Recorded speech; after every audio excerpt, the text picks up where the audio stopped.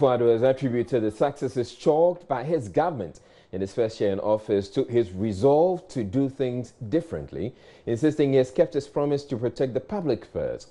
The first year of the administration has been dogged by, among others, allegations of corruption leveled against some of his appointees and the large size of his government. The president, however, told journalists at his second media encounter since he assumed office that there was ample evidence that the administration has performed creditably, especially with the fight against corruption.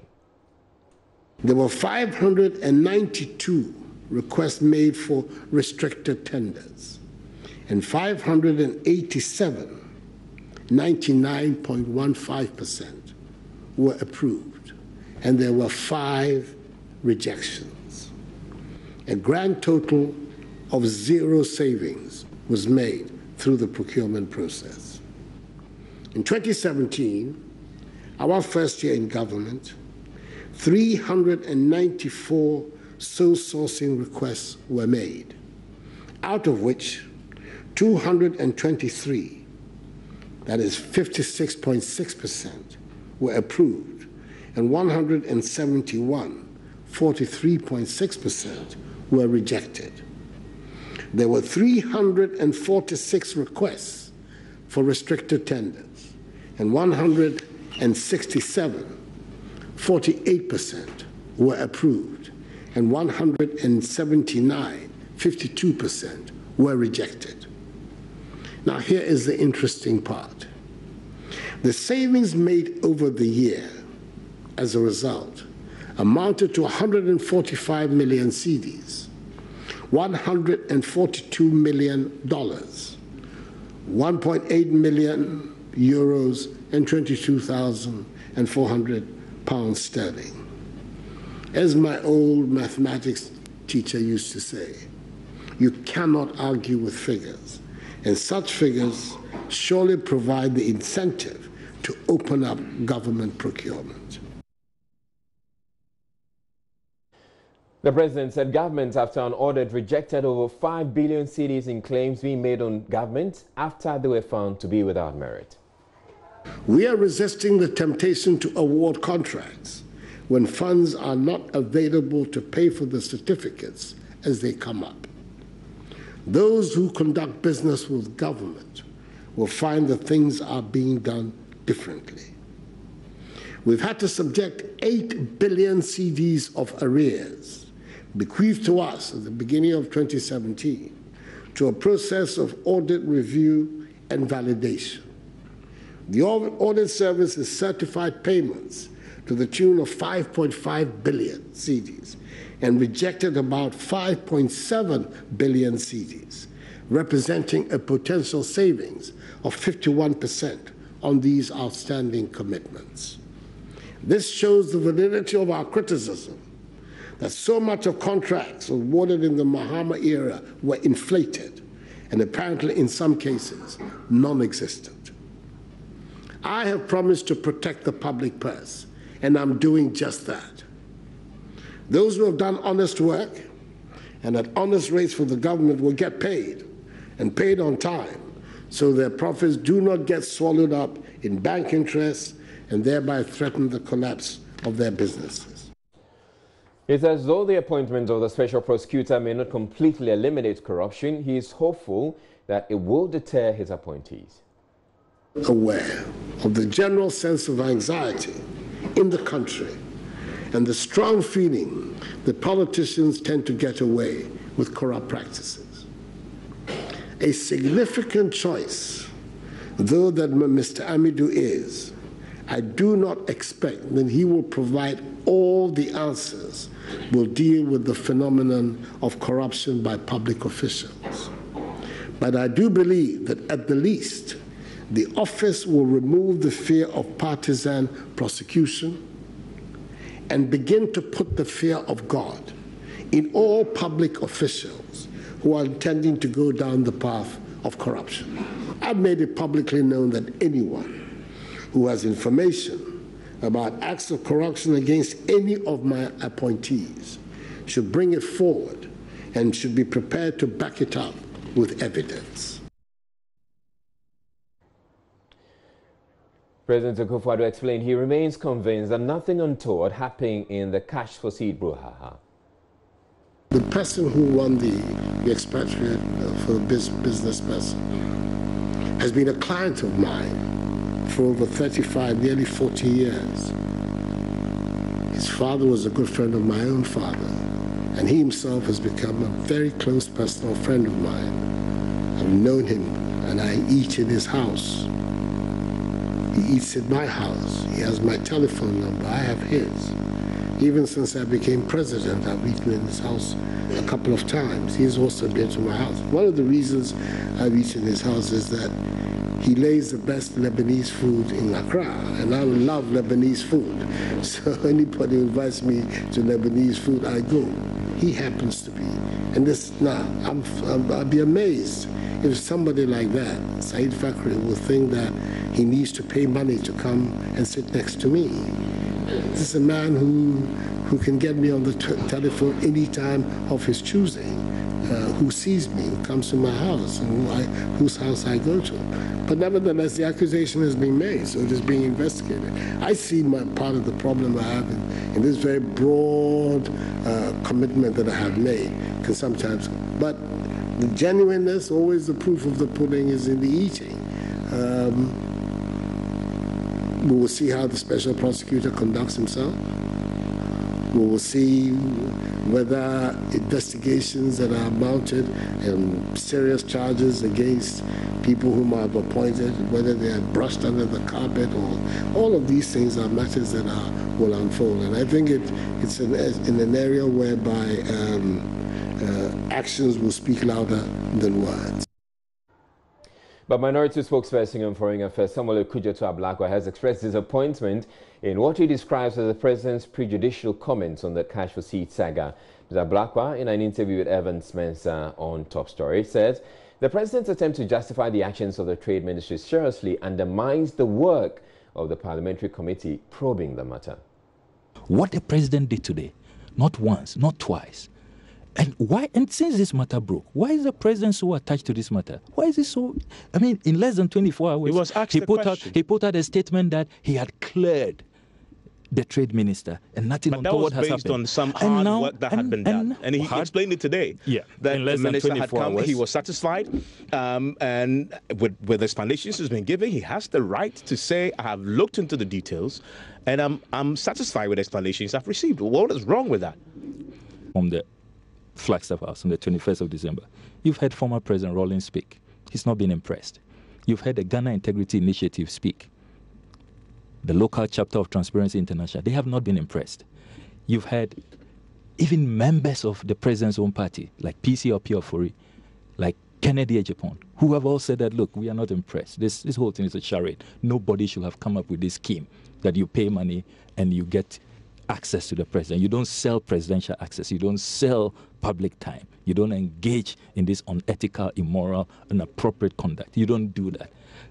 It's not only the minority saying that. I've heard the CDD also comment, and they have all said that, look, there are fundamental ethical issues that raise questions about the fight against corruption. So what's the hurry? Can the president wait? The committee has just started work. Let me bring you and you engage in such prejudicial, such unacceptable. What you have done is to undermine the work of this committee. You control the House.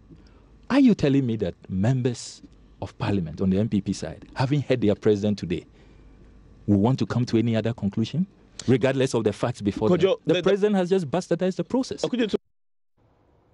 But Deputy Minister of Information Kojo Nkrumah, who sees nothing wrong with the president's comments, is accusing the minority of being inconsistent, adding he is optimistic the ministry will be exonerated at the end of the probe.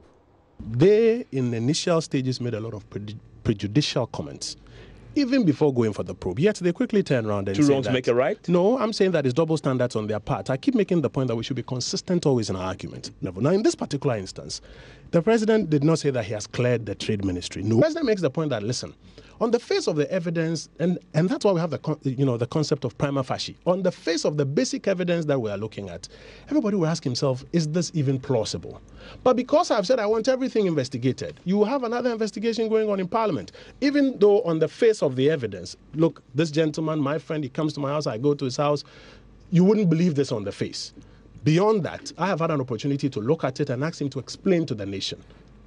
Beyond these two levels, you will still have to have a probe going, because I've made a commitment that I want all of these things investigated. I think anybody who listens to the president in this context is clear that the president is not undermining the probe that is ongoing. His comments... The people of Ghana, as they watch this probe, as they listen to the answers everybody will give, will determine. We are not in a hurry. They shouldn't be in a hurry. Let people decide. Wrap up. Now, the president explained during a Q&A with journalists the issuance of national IDs had delayed because of a review of the law establishing it, but insisted it is a major plank of government's agenda. Unfortunately, with the national ID system, which is delayed, the law under which the program was going to be unveiled was at the last minute subjected to another review and found to be inadequate. So a new LI, because the process has to take place and be implemented under an enabling law. A new LI is ready for submission to Parliament when Parliament reassembles on the 23rd, and after the 21 days working period is over, it will be ready to go into motion. But it is certainly not on the back burner because it's such an important aspect of our own overall strategy for going forward. He also took answers from journalists about the status of the agreement with the U.S. government that brought in the 2 ex-detainees from Guantanamo Bay. We get more detainees. The period is up. A decision has to be made and that decision is under active. We need to be able to say something to the Parliament when it resumes, because the period under which the agreement was brought has come to an end. We have to decide whether or not we're going to grant them permission to stay, whether we're going to make arrangements for them to go somewhere else. All those things are being actively examined as we sit. But I'm fully aware that a decision on them has to be made, and it cannot be made in 6 months or 5 months. It has to be made now. Now, the president's answer, however, contradicts what the Deputy Foreign Affairs Minister Charles Oredu had to say about the issue when he was asked on Tuesday. He said a decision had already been taken and was just waiting to be made public. And then on Gitmo 2, yeah, we have a decision on Gitmo 2, but it's the fact that it's not being communicated doesn't mean we don't have a decision. There's a decision, and yes, we do. And at the appropriate time,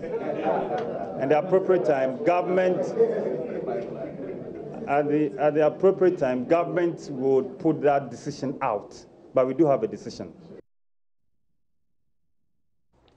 Right, there has been talk of an imminent reshuffle of ministers, which may see some appointees being shown the exit. But the president said he is satisfied with their performance so far. You're watching Joy News Prime, and we're not done with the president's media encounter yet. The president has been taking on for his comments regarding the reduction in electricity tariffs.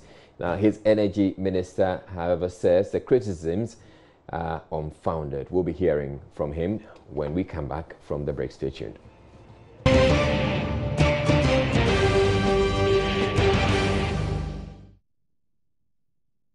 Right, so staying with the president's media encounter today, Energy Minister Wachi Chirmanting-Ejaku has described as unfounded criticisms that the president should have left announcement of utility tariff reduction to the Public Utilities Regulatory Commission, PURC. President Akufo-Addo had earlier this week told barbers and hairdressers that they would be paying less for the electricity they consume. He repeated them at Wednesday's media encounter. We brought stability in the place of the erratic power situation that we inherited, which we all called DUMSO. Adequate power supply is critical to the operation and success of industry, especially small and medium-scale enterprises, which provide the bulk of employment.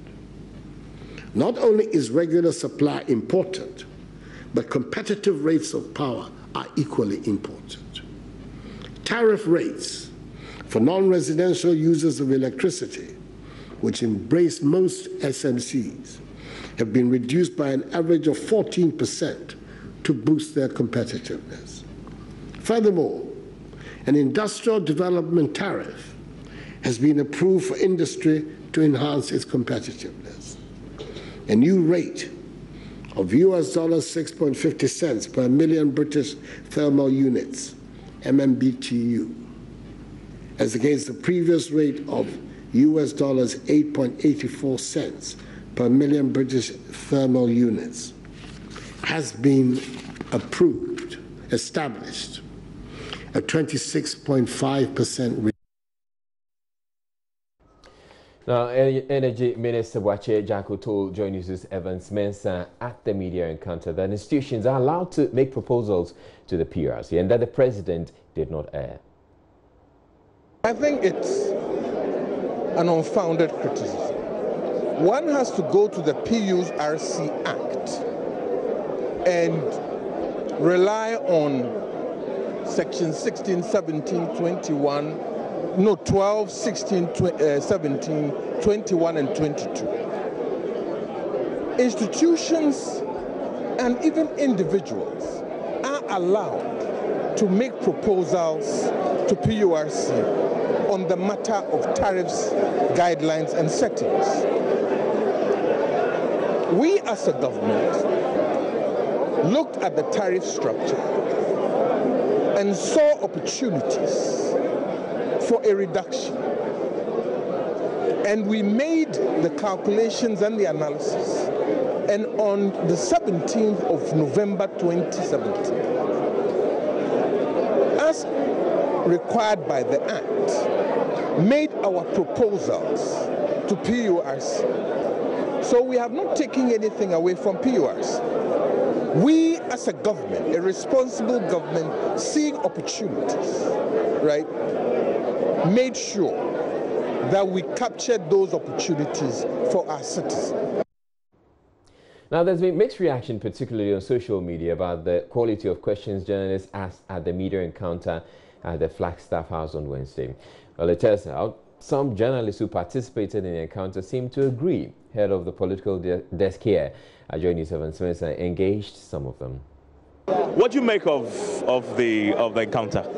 Well, I think most questions that are actually trending or many people want to know were not really put across. So you realize that most of the questions were surrounding things that I don't think the majority of people want to, know.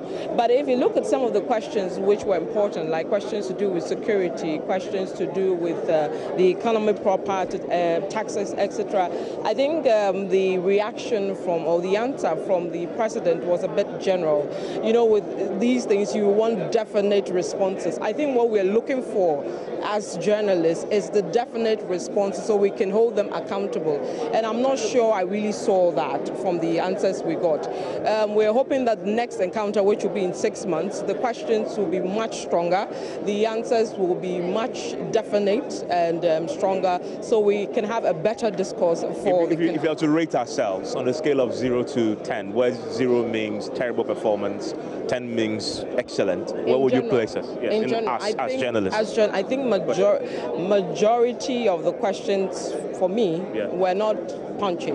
So I would say about 4.5, 5. To ask a journalist to assess his colleagues or himself. Yeah, assess yourself. I mean, assess ourselves. Well, happy with the way we perform, the questions we ask, the way we frame. When I'm asked this question, the question I want to ask is, where do you come from? And what are the priorities of that area? And so if I come from an area where our priority is the gutter in front of our chief's palace, you cannot compare that to somebody from Accra whose priority is the decongestion of the city in Accra. So it will be unfair to compare journalists and the questions they asked because they are coming from different. What about the president's own answers to the questions? I think they were satisfactory enough. I can talk for my own question. I thought that it was important, given the fact that in the last couple of days, what has trended. Happy with the answer he gave you because that was very specific. He didn't appear to have given you a very specific answer. Well, I wasn't looking for a specific answer. I was just looking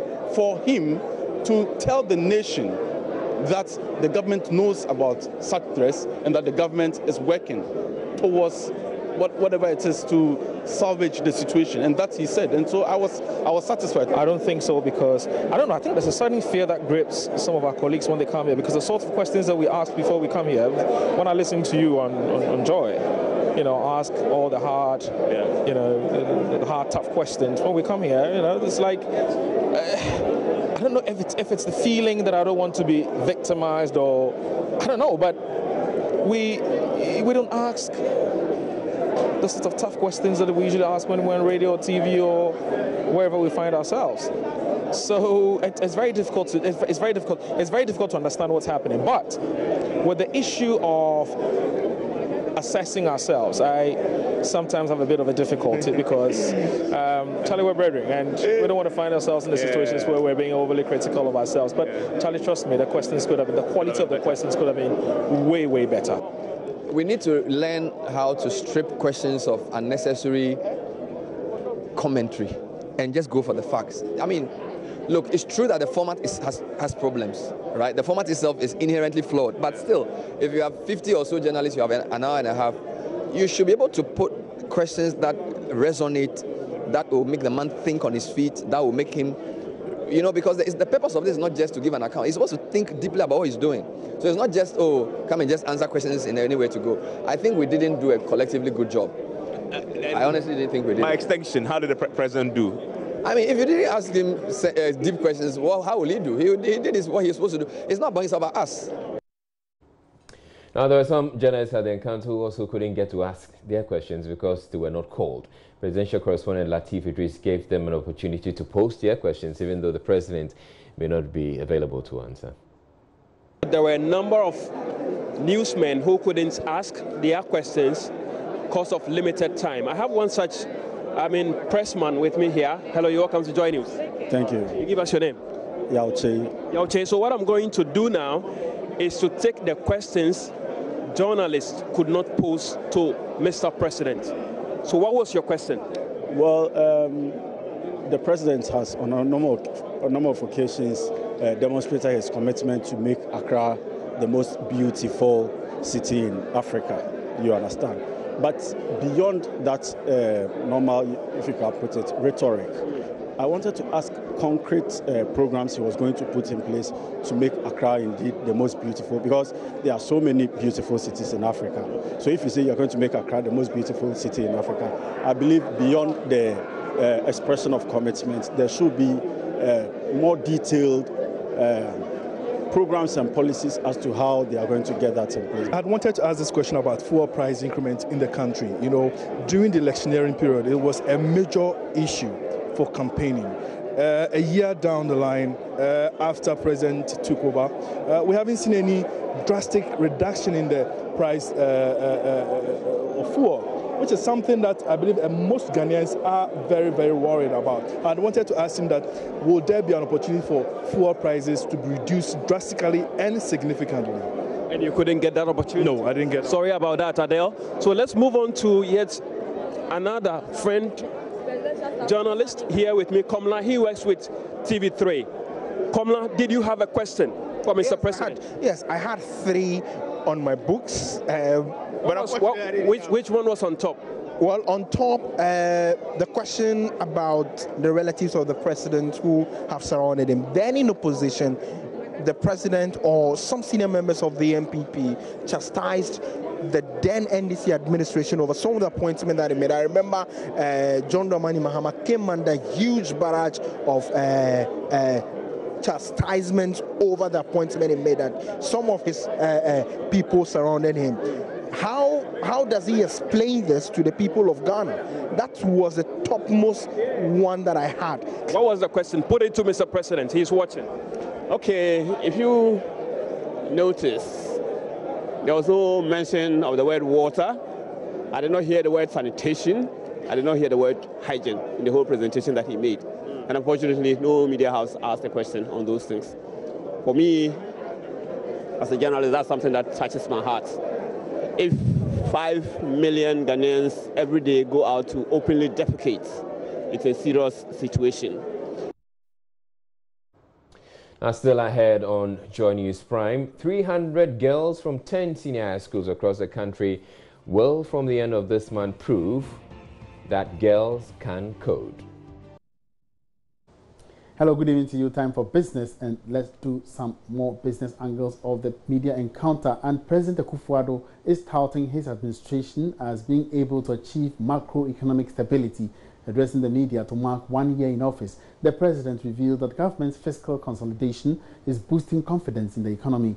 According to him, government's economic policies are largely geared towards the development of low-income and deprived societies. The president was speaking at his second media encounter in Accra. Able to reduce the fiscal deficit from 9.3% to an estimated 5.6% of GDP. Quite simple.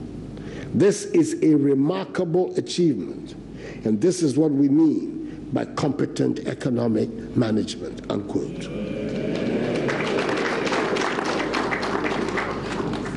It is that competence, coupled with integrity in the conduct of public transactions, ensuring value for money, protecting the public purse, that are going to bring the dream of a happy and prosperous Ghana, a Ghana beyond aid. The first working day of this year, I signed into law the 3 development authority bills and the Zongo Development Fund.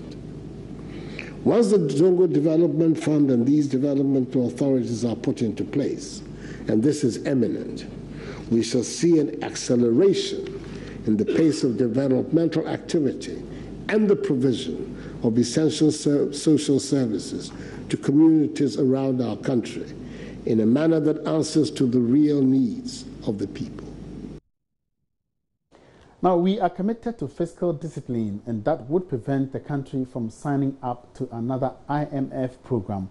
There's assurance also coming from President Akufo-Addo as part of the Meet the Press today.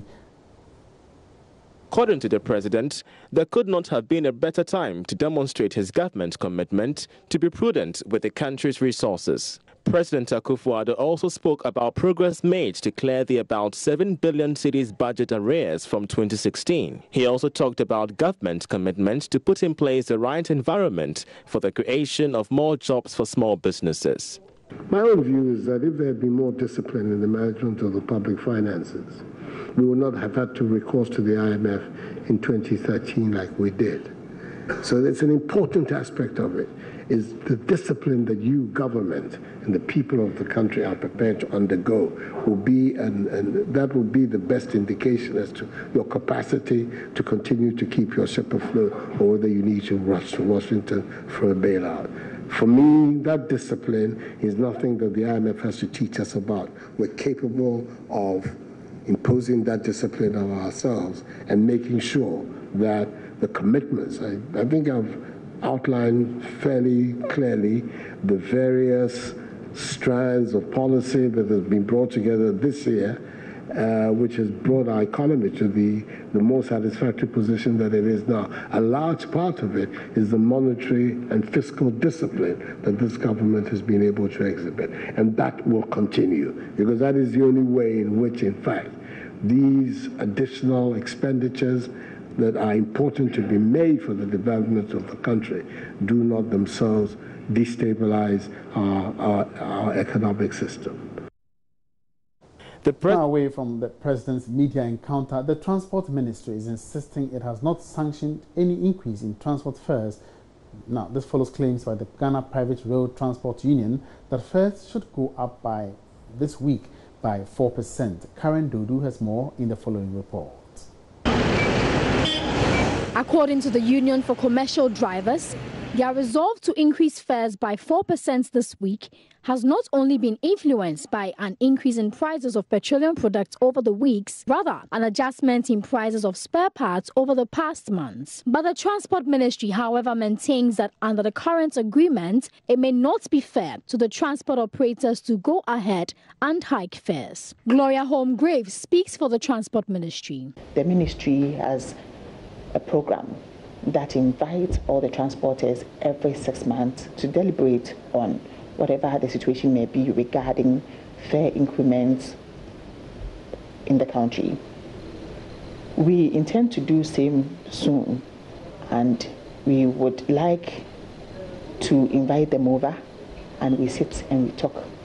Whatever may be the outcome of that meeting, we may get it out to the public. Until that meeting happens, we are unable to predict anything because we need to meet with the transporters and we need to sit and talk. For some, if the drivers have their way, then increments might not be good for individuals and businesses, as it could increase the cost of living and production for a lot of firms. The Ghana Hotels Association will hold its third awards on the 20th of this month to recognize distinguished hotels in the country's hospitality and tourism industry. The Greater Accra Regional Chairman of the association, Dr. Nyameke Aka, has been giving some updates of the upcoming awards and explains the parameters involved. In Greater Accra, because of the size and the number of hotels, we've divided into two. So we have the Tema region and the Greater Accra proper. So we have 11 administrative regions when it comes to the association. Now we look at all members in good standing from all the regions. But if you look at the membership of our association, it's your typical pyramid shape, where we have the budget hotels, which are lots at the base. And then as we go up from 1 star, 2 star, yes, it gets smaller to the top where we have only 3 5-star hotels in Ghana. Okay, so the strategy we used was to delegate some of the work to the regional branches. So we asked the regional branches to use their own selection process to pick 2 budget hotels and 2 1-star hotels in each region. So Greater Accra, for instance, we presented 2 budget hotels which we felt could win all, and then the other regions also presented theirs, 2 budget, 2 1-star. Now when it comes to 2-star to the 5-star, that is where we looked at it only at the national level. So every 2-star or up to 5-star hotel in good standing, we ensure that the assessment team, we had an assessment team, which the consultants who are not members of the association, they're independent consultants, but they have expertise in the hotel industry. And the Bank of Ghana has maintained it would not make any changes to the new capital requirement for banks. Commercial banks in the country should by December this year increase their capital from 120 million Ghana cedis to 400 million cedis. Speaking at the 5th anniversary launch of the Royal Bank in Accra, advisor of the Bank of Ghana, Grace Akrofi, says there's no turning back on this move. As Benita Sabute has more in this report. Joy Business understands banks are seriously pushing for a new arrangement that will still result in acquiring the universal banking license with a lower capital requirement. This is what is termed the tier system. Advisor at the Bank of Ghana, Grace Akrofi, says there is no turning back on this move. She says the regulator is prepared to support banks having challenges by merging with other stronger banks. Bank consolidation will pave way for bigger operations with relatively lower costs associated with the provision of banking services. This will ensure stability and sustainability of the banking sector and contribute to the enhancement of the financial system's resilience and contribution to the needs of our growing economy. The new Banks and SDI Act has made provision for the establishment of criteria for mergers and acquisitions, which addresses in more detail what the Bank of Ghana must consider in determining whether or not to approve a merger or amalgamation under the Act.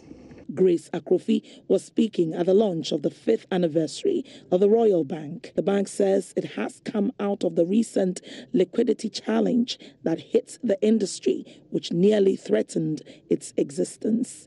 Managing Director of the bank, Osei Asafuaje, tells Joy Business they have made significant progress in meeting the new capital requirement by December.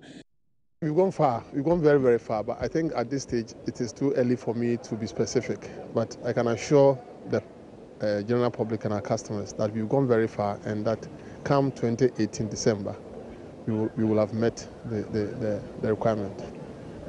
What will you do specifically to convince your board members and then also the shareholders to put in the capital to ensure that you are able to meet this requirement? Recently, we did a strategic paper, a strategic plan for 3 years. We have presented it to the board very soon, probably next week or so. We have presented it to the shareholders for them to know exactly what we'll be using the money for and the kind of profitability profile that will engender as a result of that. So that is how we are going to engage them, to let them know that when the money comes, it will be near to their benefit. The 5th year anniversary celebration will be followed with other events in the subsequent days. So we have for you by way of business tonight. Thank you so much for your company. My name is Emmanuel Abuachi Riafi. There's more news ahead. Good evening.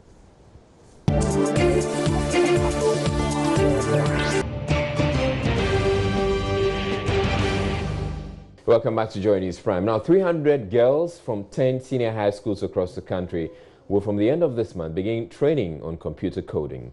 The Ghana-India Kofi Annan Center of Excellence in ICT, which is undertaking the project, says 20 teachers will also benefit from the training aimed at bridging the technology gap between boys and girls. First Lady Rebecca Akufo-Addo launched the project dubbed Girls Can Code and urged the center to help the girls apply the knowledge acquired. And Odame has more in the following report. For many girls, science and technology is a mystery. Using the ICT tools is a little bit complicated. It is to demystify the sphere of ICT that the First Lady Rebecca Akufo-Addo joined the center to launch the project, which will, among others, assist the girls make money. Mrs. Akufo-Addo told the girls to use the knowledge learned to empower themselves and help transform the country's economy. As more women understand the value of the internet and ICTs in terms of sustainable livelihoods, they will improve their quality of life and become more productive members of society. I entreat the Ghana-India Kofi Annan Center of Excellence, young girls with skills to enhance their ability to tackle issues and improve their work performance with modern technology. Founder of the project, Johanna Odonko Swanika, told Joy News, governments must consider including coding as a course in schools. There should be coding right from the beginning. It should be introduced in games and play and later in a more serious way, so that Ghanaians will learn to code and develop computer software and not just be the consumers of computer software. Some of the girls shared with Joy News their plans after being trained to code. So I have many dreams like baking and being a doctor and creating my own website and making games and all stuff, because playing one's game is so interesting, so you have to make your own effort as an entrepreneur. And how about you two? What would you come up with? What do you intend to use this project to benefit you? Okay, I would like to build a hospital and I will be a doctor. And then the name of the hospital will be Shasha's Hospital. And then I'll be using it to advertise. So I'll be calling patients, people who are sick. It will be free. I'm thinking of using it to open a restaurant on internet to earn money. Dreams about technology there. Hannah Odame for Joy News. Crimes in the bulletin, Kumasi Juvenile Court has thrown out the case involving the suspects who were arrested for allegedly gang raping a teenager. We'll be bringing you that story in a bit. The Asukwa Juvenile Court has struck out the case involving 5 suspects alleged to have been involved in a gang rape at Bantama in the Ashanti region. The striking out of the case, however, does not mean that the suspects have been let off the hook. We're joined on the phone line now by Ohiming Teya, Inshira FM's Ohiming Teya. Hello, Ohiming. So bring us up to speed. Even though the case has been struck out, it doesn't mean that the suspects have been left off the hook. Explain. Yes, Israel. Initially, that was the feeling in court today when the court met in camera to discuss the fate of these teenagers who were brought before it.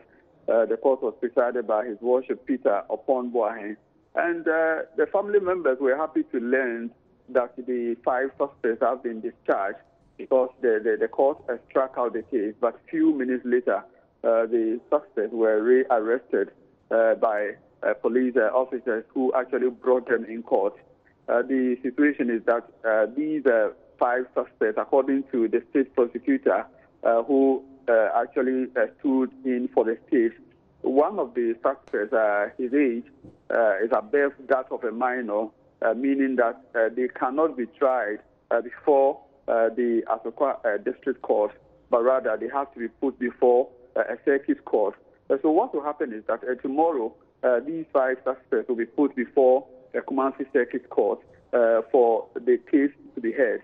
And so we asked the state prosecutor some few questions as to how come this should happen to the 5 teenagers. And she said, because one of them is an adult, what it means is that even though the other 4 may be minors, it means they committed an offense with an adult, and that they have to be heard in an open court. And also, what will happen is that even if they are being sentenced, so the sentence, they will not receive the same sentence as being received by an adult. But the defense lawyer, Emmanuel Opoku, was not happy because, according to him, though the court asked the prosecutors to go to the basic schools of the 5 suspects to furnish the court with all these details, the prosecutors are yet to furnish the court with all these details, and that he has not received any written statement to that effect that the 4 other suspects are not minors.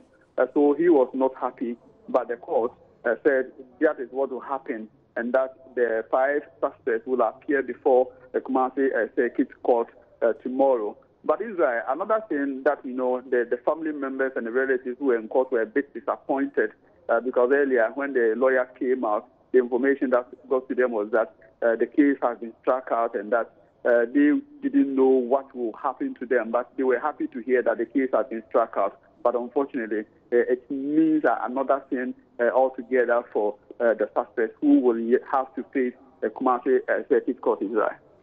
All right, thank you very much, Ohiming Teya, bringing us up to speed with that story. So the story is that the Asokwa Juvenile Court has struck out a case involving the suspects who alleged to have gang raped a teenager at Bantama in the Ashanti region, except that the case being struck out did not quite mean that the suspects had been let off the hook and that they had to appear before a circuit court on Thursday. They were rearrested right after the case was struck out.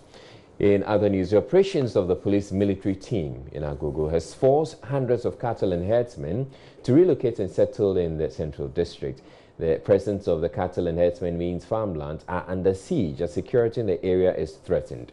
District Police Commander DSP Charles Etua, who has been leading police operations in areas prone to the activities of the herdsmen such as Jeduako, Asari Nkwanta, Bon Kwayemu, Sreso, Introdo, among others, says the police is overstretched. He wants the Operation Cowleg team to extend its operations to the area. He has been speaking to my colleague Ohiming Teya, who has been visiting some of the affected communities and reports. And have kept them here. What it means is that the herdsmen will go and come back again to converge here, and if they want, then they take it away from here. Chief, the fight against nomadic herdsmen appears to be so a Herculean task. This task is not an easy task as we are seeing it. Very, very difficult. In fact, the police itself, as the district concerned, we are logistically constrained. That vehicle, personnel, and all sort of things.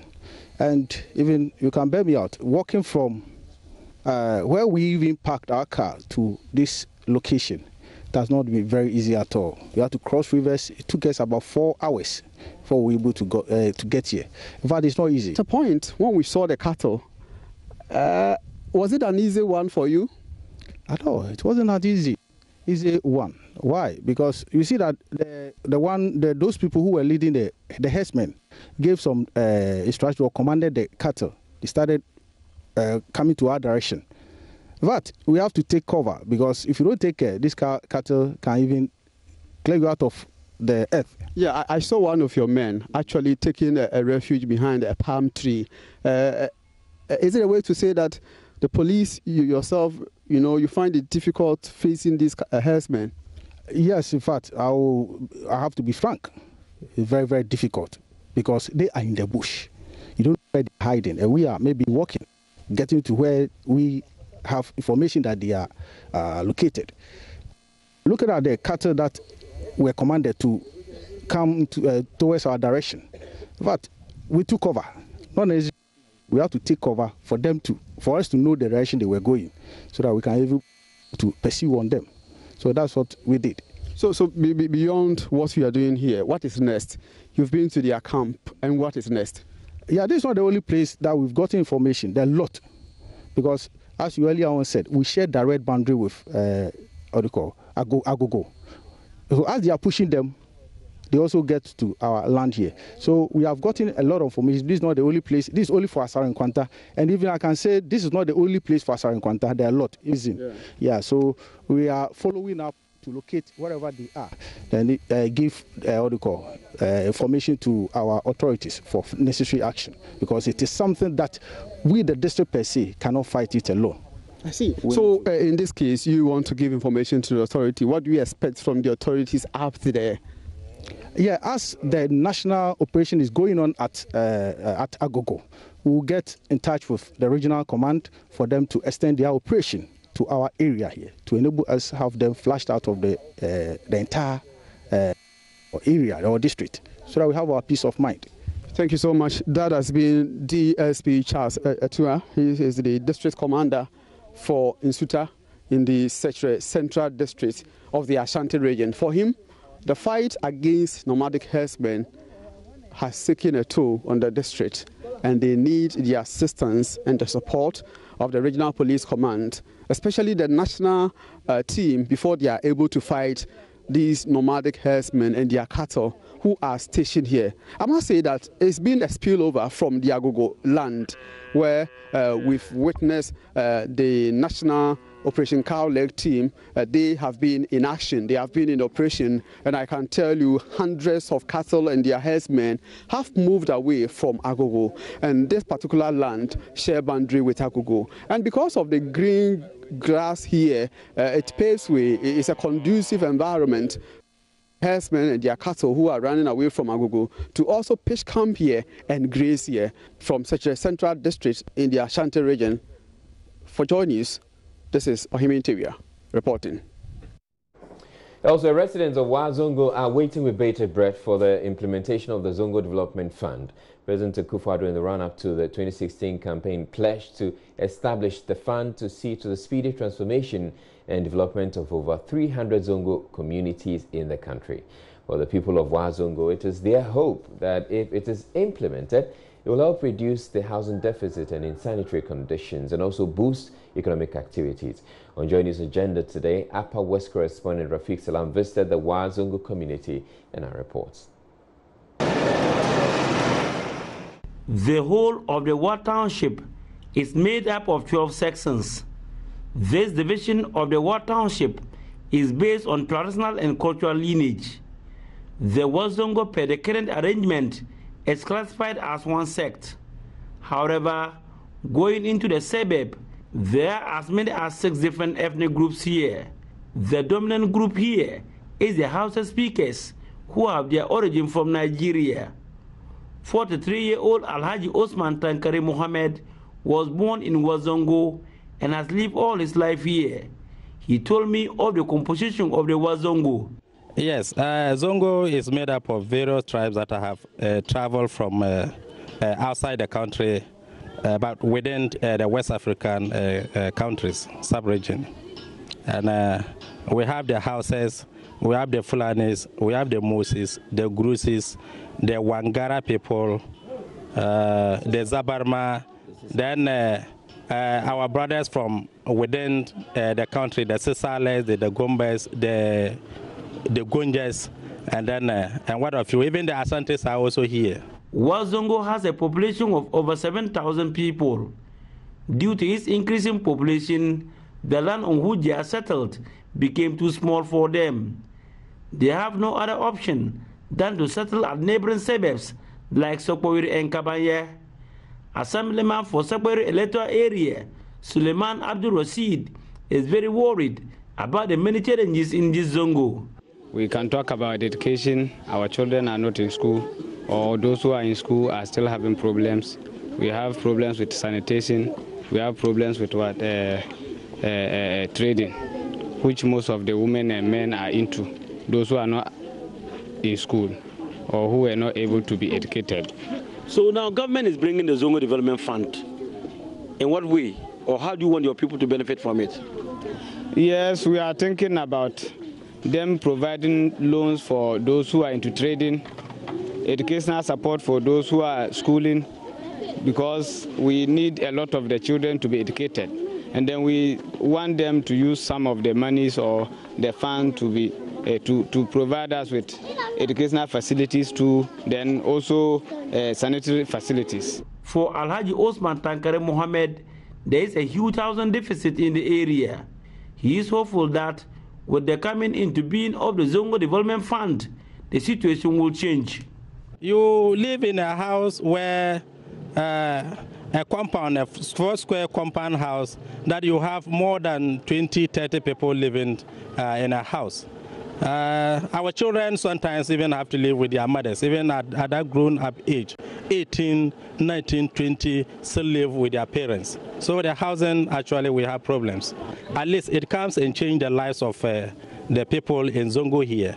Take care of our children in school, those that haven't actually gotten higher education, but we should be able to get skill training for them. Those that are in trade, we should be able to get them empowered, resource them to improve upon their businesses, especially our women. The commonest job one can find here is blacksmithing. Isaku Abdul Razak is 31 years of age. He is married with 4 children. He's been working as a blacksmith for the past 15 years. Yeah, we just do a small work. When your bill comes, it's very hard for you to pay. Yeah, but you are managing small. So you compare the electricity one with the manual one. Which one is better? Yeah, the electricity is better, but it's the bill. Yeah, because it make you work fast. But it's the bill. How to pay the bill is our problem. If not, we don't have any problem with the electricity. It's all the bill. So you are not alone here. Blacksmithing is part of the people's life here. So if you have an appeal, what appeal will make it regarding electricity? The only thing Now, President of the Ghana Coalition of NGOs in Malaria, Dr. Samuel Atu Duncan, says he's leading a research to produce a malaria vaccine in Ghana. He says should contribute to making Ghana a malaria-free society. Dr. Atu Duncan, who is a health researcher, made the disclosure to Maxwell Kudoko in Kufuor after he was elected the president of the Ghana Coalition of NGOs in Malaria. According to him, even though the coalition has sped up campaign against malaria and used behavioral change communication to influence people's attitude towards the disease, there's much to be done in order to nip the disease in the bud. He said he's going to collaborate with the KNUST, Noguchi Memorial Institute of Medicine at Legon, and the Mampon Center for Scientific Research into Plant Medicine and other research institutions to realize this vision. Dr. Samuel Atu Duncan, who produces COAFS, a Ghanaian-based organic food supplement which boosts the immune system, is confident that Ghana can turn the world tables and lead health research in the continent. He considered that there's a foreign malaria vaccine with efficacy level of 30%, but he will lead a research in Ghana to produce a vaccine with an efficacy level of over 90%. I want to add to this is since we are talking about malaria-free country as Ghana, is where we need to get a vaccine, of which I am going to lead the coalition as a national president to find a vaccine for malaria. Dr. Atu Duncan says the vaccine can be an antidote to prevent malaria, a condition that is responsible for several deaths in the country. He asked Ghanaians not to underestimate the effect of malaria on national development. The coalition, under its new leadership, seeks to work with like-minded organizations to address the country's challenges with malaria. Maxwell Kudakos reports for Joy News. Positive performance in the agri sector during the first year in office, with the rollout of flagship interventions such as the planting for food and jobs. But while the sector ministry continues to revel in its achievements, especially having said late last year it had defeated the fall army worm infestation which ravaged swathes of farm fields across the country, the General Agricultural Workers Union GAU wants more. GAU is calling for clarity in the policies fashioned to better the lot of the agri sector. General Secretary of the Union, Edward Karowe, who's been speaking at the 69th Annual New Year School and Conference in Accra, believes the new paradigm will help attract a lot more private sector investments. To be able to get the private sector to go into agriculture, certain policy framework must be laid down, and that framework must be the attracting force to take the private sector there. For instance, is there any policy clarity as to what government wants to do with the agricultural sector? You can see that today we are all aware that there's planting for food and jobs. That's a clarity to some extent.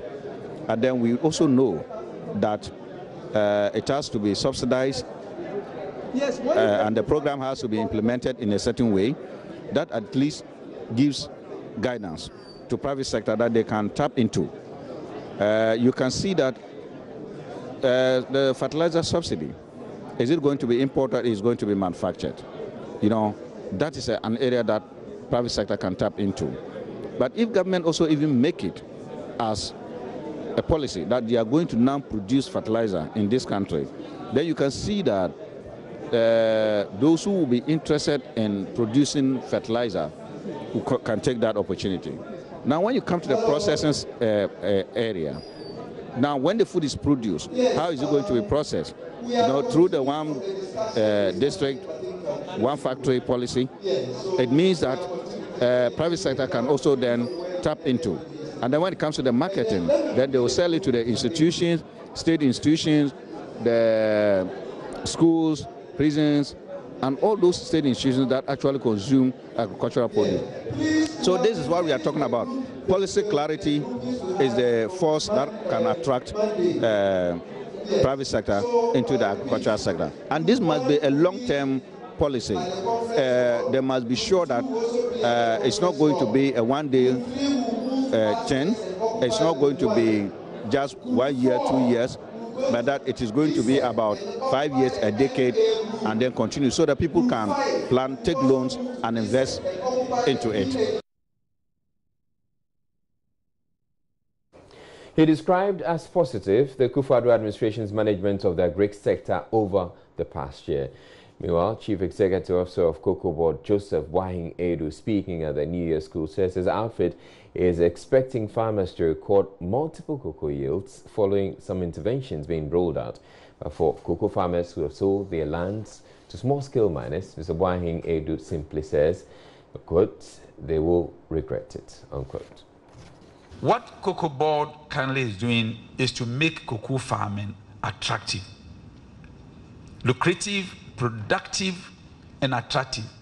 That is enhanced efficiency. And part of the efficiency program is to introduce irrigation. We've started it on some farms, and the results are just fantastic.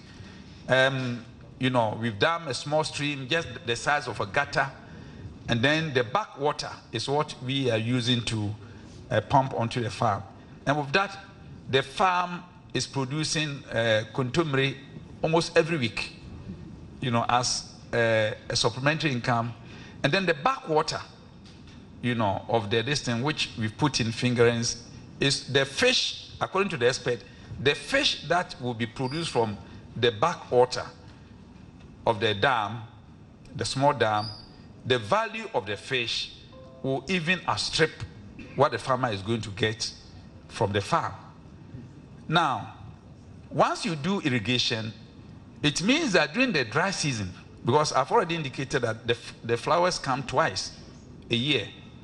November, December, January, that's the second flower, that's this time. But it coincides with the Harmattan. And then this. I must say you're looking really cool and fresh. This is Joy News Prime. Now, in our headlines on Joy News Prime, President Akufo-Addo has attributed the successes chalked in the first year of his administration to his resolve to do things differently, insisting he has kept his promise to protect the public purse.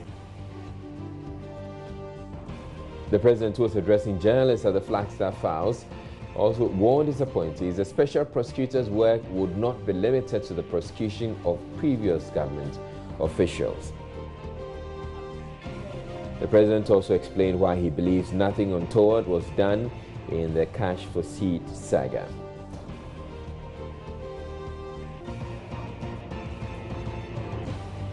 And then in business, President Akufo-Addo has touted his administration's achievement of macroeconomic stability as he addressed the second media encounter at the Flagstaff House.